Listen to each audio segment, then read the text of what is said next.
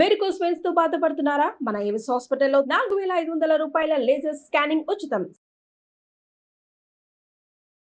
నమస్తే గురుగారు. శ్రీమాత్రే నమః. గురుగారు, కార్తీక పౌర్ణమి వస్తుంది కదా, అవును. చాలా విశేషమైన రోజు. మనం చేసిన ఎన్నో పాప పనులని పటాపంచలు చేసే రోజు అంటారు. ఎందుకంటే పుణ్యం సంపాదించుకునే మాసం అంటారు కాబట్టి.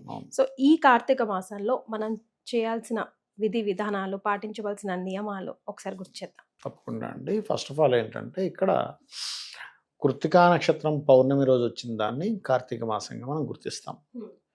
కార్తీక మాసంలో ఎవరైతే దీపదానం చేయడము, దీపారాధన చేయడము చేస్తారో ఖచ్చితంగా వారికి పూర్వజన్మ కర్మలు ఏవైతే, పూర్వజన్మ పాపాలు ఏవైతే ఉంటాయి పోతాయి అంటారు. అదేమిటండి ఒక్కరోజు దీపం వెలిగిస్తే పోవడం ఏమిటి అంటే, ఇప్పుడు చిన్న ఎగ్జాంపుల్ ఎలా అంటే, ఇప్పుడు మనం చూడండి కొన్నిసార్లు కొన్ని సమయాల్లో మనం మాట్లాడిన మాట గొడవకి దారి తీస్తుంది, ఉన్నతికి తీసుకెళ్తుంది.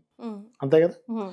అలాగా మనం ఒక్కోసారి ఒక స్టెప్ లైఫ్లో, చిన్న స్టెప్, అది ఒక అద్భుతమైన దీనికి తీసుకెళ్తుంది. మనం ఇవాళ రేపు ఎందుకు చూడండి, ఇప్పుడు ఎవరో ఏదో వీడియో చేస్తారు, వైరల్ అయిపోద్ది, సడన్ గా సూపర్ స్టార్ అయిపోతాడు రాత్రి. Over night. మరి అంతకుముందు ఎన్నో వీడియోలు తీసుంటాడు, దాని తర్వాత ఎన్నో వీడియోలు తీసుంటాడు, కానీ అవ్వదు. ఎందుకంటే ఒక సమయం. అలాగే కృత్తికా నక్షత్రానికి అధిపతి, నక్షత్రాధిపతి రవి అయితే అధిష్టాన దేవత అగ్ని అవుతారు. అగ్నికి ఉన్నటువంటి ఇదేమిటి లక్షణం ఏమిటంటే దహింపజేసే లక్షణం. అది కర్మను దహింపజేస్తుంది. మనం పూర్వజన్మంలో ఏవేవైతే మనం తెలుసో తెలియకో అజ్ఞానంలో మనం ఏదైతే కర్మలు చేశామో ఆ యొక్క కర్మలను దహింపజేసేటువంటి లక్షణం దానికి ఉంటుంది. అయితే కేవలం ఏదో ఆ ఒక్కరోజు దీపం వెలిగించేస్తే అంత ఫలితం వస్తుంది. అలా కాకుండా కార్తీక దామోదరుణ్ణి, అదేవిధంగా కాలభైరవుణ్ణి, అందులో ప్రధానంగా మనకి పౌర్ణమి రోజు అభిషేకం చేసుకుంటూ శివునికి ఆ రోజు రాత్రి సమయంలో గనక మీరు అమ్మవారి యొక్క ఆరాధనలో భాగంగా లలితా సహస్రనామాలను ఎవరైతే చదువుతారో, వినడం కానీ చదవడం కానీ పౌర్ణమి చంద్రుడికి చూపిస్తూ ఖచ్చితంగా మంచి ఫలితం వస్తుంది. ఇప్పుడు వర్షాకాలం అండి, ఈ టైంలో మరి పౌర్ణమి చంద్రుడు కనబడకపోవచ్చు, బయట వర్షం పడవచ్చు. ఇప్పుడు పరిస్థితి ఏమిటి అంటే, మీరు మామూలుగా ఇంట్లో పెట్టుకొని కూడా లలితా సహస్రనామాలు చదువుకుంటే దాని ప్రభావం ఉంటుంది ఖచ్చితంగా, అందులో ఎటువంటి సందేహం లేదు. ఎందుకంటే ఆ నామాలకు ఉన్నటువంటి శక్తి అటువంటిది. కాబట్టి ఎవరైతే ఈ పౌర్ణమి రోజు చలివిడి నైవేద్యంగా అమ్మవారికి పెట్టి దాన్ని తీసుకుంటారో, మొట్టమొదటిగా వీళ్ళకి జరిగేటువంటి మొట్టమొదటి ఫలితం ఏమిటి అంటే మానసిక రుగ్మతలు పోతాయి, పీస్ ఆఫ్ మైండ్ ఉంటుంది, మెంటల్ టెన్షన్స్ పోతాయి. మనందరికీ కావాల్సింది ఏంటి? పీస్ ఆఫ్ మైండ్ ఉండాలి, ప్రశాంతంగా ఉండాలి. ఖచ్చితంగా దీని యొక్క ఫలితం ఇది వచ్చి తీరుతుంది, అందులో ఎటువంటి సందేహం లేదు. సో దీపారాధన, దీపదానం కార్తీక మాసానికే చాలా చాలా ప్రాముఖ్యం కదా గురుగారు. దీపదానం చేసేటప్పుడు ఏ విధంగా చేయాలి, అండ్ అప్పుడు పఠించవలసిన మంత్రం, అలాగే దీపారాధన చేసేటప్పుడు ముఖ్యంగా మనం ఉసిరి దీపం కూడా వెలిగిస్తూ ఉంటాం కదా. మంత్రము కంటే కూడా మీరు ఇచ్చేటప్పుడు భావన చాలా ముఖ్యం. ఒక దేవతా సంబంధించిన కార్యం చేస్తున్నానని మనకి బియ్యపు పిండి కానీ లేకపోతే గోధుమ పిండితో కానీ కుందు తయారు చేసుకొని అందులో నెయ్యి వేసి, స్వచ్ఛమైన ఆవు నెయ్యి వేసి ఒత్తిని వెలిగించి దీపదానం చేయాలి. అది చిన్న చిన్నవి ఇస్తుంటారు, అలా కాదు, కొంచెం బాగుండేదే ఇవ్వాలి. అలాగే కొంతమంది నువ్వుల నూనె వేసిన దీపం కూడా ఇస్తూ ఉంటారు. అయితే శాస్త్రంలో చెప్పినటువంటిది ఆవు నెయ్యి, నువ్వుల నూనె ప్రధానం.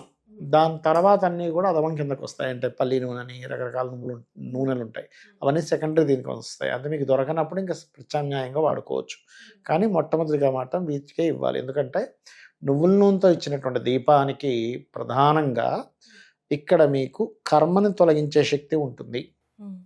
అలాగే నెయ్యి దీపం ఇచ్చినప్పుడు గురుబలం పెరుగుతుంది.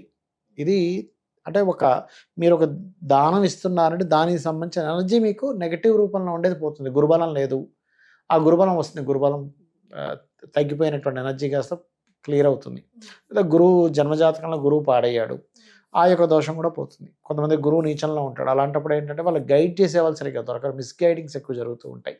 అంటే ఏదో గురువు దొరుకుతాడు, ఆ గురువు కూడా ఇతను మిస్గైడ్ చేస్తూ ఉంటారు, గురువు యొక్క ప్రభావం సరిగ్గా లేకపోవడం వల్ల. గురుగారు, మరి ఇంట్లో కానీ తులసి కోట దగ్గర కానీ లేదంటే మనము ఉసిరి చెట్టు కింద కానీ దీపారాధన చేస్తూ ఉంటాం కదా, నువ్వుల నూనెతో చేయొచ్చా, ఆవు నెయ్యితో చేయొచ్చా? ఈ రెండిట్లో దేనితోనైనా చేయొచ్చు. నువ్వుల నూనెతో కూడా బాగా కాంట్రవర్సీ గురుగారు. నువ్వుల నూనెతో చేయనే ఉంది, శాస్త్రంలో ఉంది, ప్రామాణికత ఉంది.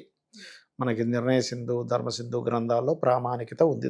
దానికి బయటే నువ్వుల నూనె యూజ్ చేయాలి అని అంటూ ఉంటారు. అదేం లేదండి, ఇంట్లో దీపారాధన, నిత్య దీపారాధన కూడా నువ్వుల నూనె వాడుకోవచ్చుగా, తప్పేం కాదు, అది ఖచ్చితంగా వాడచ్చు. ఎందుకంటే మీ కర్మకి ప్రతీక నువ్వులు, శనికి నువ్వులు, మీ కర్మ సంబంధించినటువంటివన్నీ కూడా దగ్ధం అవ్వడానికి నువ్వుల నూనెతో దీపం వెలిగిస్తున్నాం. సో కార్తీక పౌర్ణమి రోజు మనం ముఖ్యంగా చేయవలసింది దీపారాధన, దీపదానం చేయాలి. రకరకాలు ఉంటాయమ్మా. ఇప్పుడు కార్తీక మాసంలో నదీ స్నానం చేయాలని చెప్తారు. ఉదయము సాయంత్రం ఖచ్చితంగా దీపారాధన చేయాలి, దీపదానం చేయాలి. పితృదేవతలకు కూడా చేసుకోవాలి కార్తీక మాసంలో. అలాగే ఏ దేవతారాధన అయినా చేయొచ్చు, ఏ దేవతా హోమం అయినా చేయొచ్చు, ఏ దేవతా సంబంధించినటువంటి జపమైనా చేసుకోవచ్చు, ఏదైనా చేసుకోవచ్చు, తప్పేం లేదు. ఏంటంటే ఈ కార్తీక మాసంలో మీ ఇష్టదైవం ఎవరో ఆ ఇష్టదైవాన్ని కూడా కొలవవచ్చు. ఒకే పరమాత్మ అన్ని రూపాల్లో ఉన్నాడనే దాన్ని మనం అర్థం చేసుకోవాలి. చాలా సంతోషం గురుగారు, ధన్యవాదాలు. శ్రీమాత్రే నమః.